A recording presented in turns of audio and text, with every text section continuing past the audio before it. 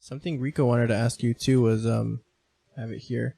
It's like if other personalities have gotten in the way when you guys are like at least for church bands, if that's happened where it's like made you uncomfortable or maybe like the dynamics of the group, because he was saying that has happened to him before. He was telling. I'd love to have him come back and say this, but he was telling a story of his where like somebody was late or something, and they kind of ruined that whole setting, that whole session of practice, because they're like, you gotta show up on time and you gotta play on time. You know what I mean? Because there's like the band leader. Yeah. Anything like that. So I think, like, to be honest, it wasn't that they were late; it just they were off time. Off time. Oh, but if he was late, he was like, not quite my tempo.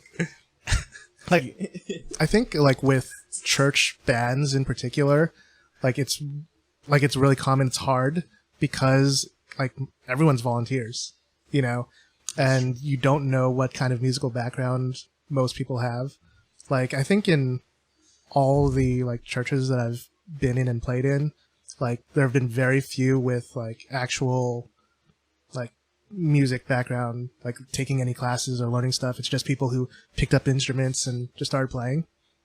So like obviously you have those people who are in charge sometimes who do have a musical background, and they're all like, you guys can't play with the metronome, like, or like you guys can't keep time, or like we're trying to change the key, like, can you do that? Yeah, I feel like I get both sides of that, because at the same time, when you think about it, your audience is not going to tell the difference. Yeah. Oh, no, 100%. I mean? So, but at the same time, if you come from that background, I see why you would want to hold your peers to a standard. Yeah. Otherwise, what's the you're going to do it terribly. Yeah. What's the point? I mean, like, there's something that's always brought up within church groups. It's like there's a verse in the Bible that says like playing, it's like playing skillfully, like for the Lord. Like, do they say that? Yeah, no, there's a verse like in the Bible that talks about like when you're doing it, like play skillfully, like not just like, it doesn't just say play, it says play skillfully, like do what you do well. So that's what they use to be like, hey, you guys should like put some time and effort into what you're doing. I'm guessing that's what the verse is trying to convey, right? That's what the meaning people get from it. Yeah. So when you do something, don't do it just to do it. Give it your all. Yeah. That's like, it's talking about in general, right? Not just music or worship. What was the context for that? I guess it's an example you can probably apply to play the anything, electric guitar. football. In general, yeah. The Lord said, play skillfully. Play skillfully. But I wonder what like that verse itself. I don't remember. I have to look it up probably. Like playing the electric guitar. Andres? When you play the electric guitar. But anyways, like. Jesus said, play the electric guitar skillfully. But I do think, like, especially, like, going back to the original point, with everyone being volunteers, like, a lot of people just have different views on the way, like, things should be done or run.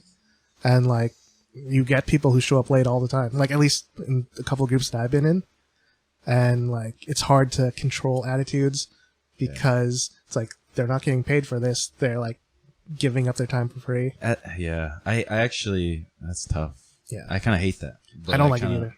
Because it's like, you can't volunteer and then use that as an excuse to not contribute. You know what I mean? Like, it's like, oh, I'm not getting paid. I can leave. It's like, okay, we'll leave. You know what I mean? Well, I don't think that's their mindset.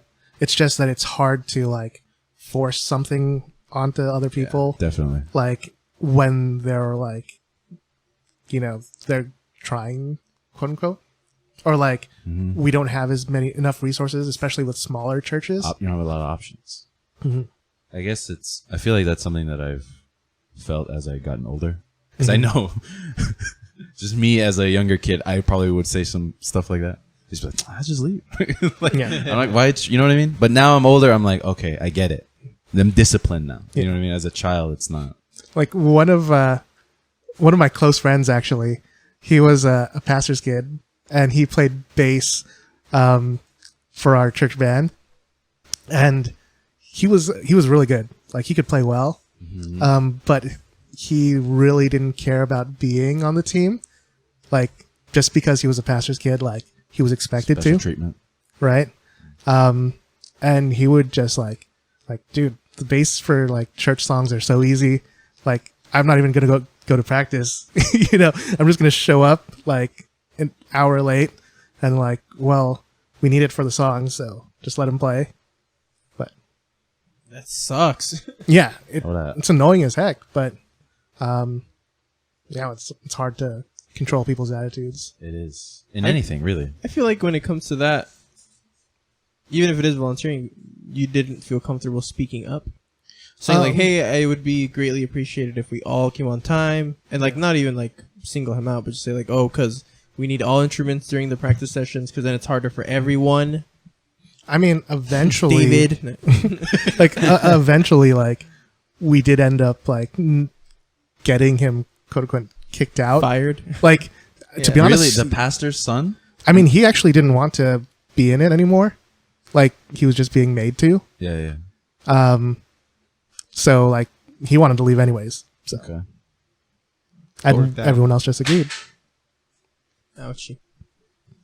But he's pretty chill. He's still one of my friends. Cool guy. Yeah, I just wouldn't play in a band with him.